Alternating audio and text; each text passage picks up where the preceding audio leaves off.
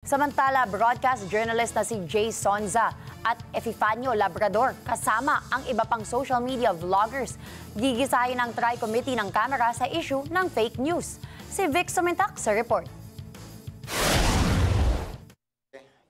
Muling magsasagawa ng pagdinig ang Tri-Committee ng Kamara bukas April 8 taong kasalukuyan kaugnay ng pagpapakalat ng fake news sa social media.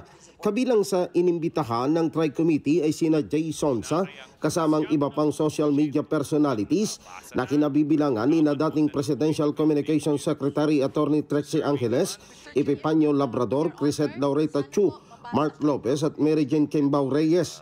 Nauna nang naglabas ng subpina at testifікandum ang Tri-Committee dahil sa patuloy na hindi pagsipot sa pagdinig ng Kamara laban kina Ernesto Abines, Lorraine Badoy, Attorney Glenn Chong at Sas Rogando Sasot.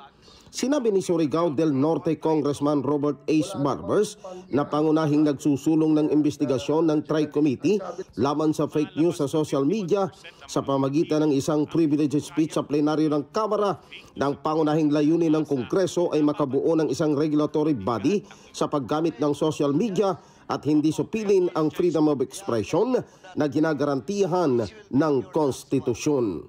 Wala namang pang inaakusahan na ano dyan Ang sabi lamang natin, kaya tayo nagpatawag ng isang Tri-Committee hearing ay para magkaroon tayo ng isang regulatory framework sa paggamit ng social media dito sa ating bansa. Vic Sumintak para sa Mata ng Agila, matatag, matapang, matapat.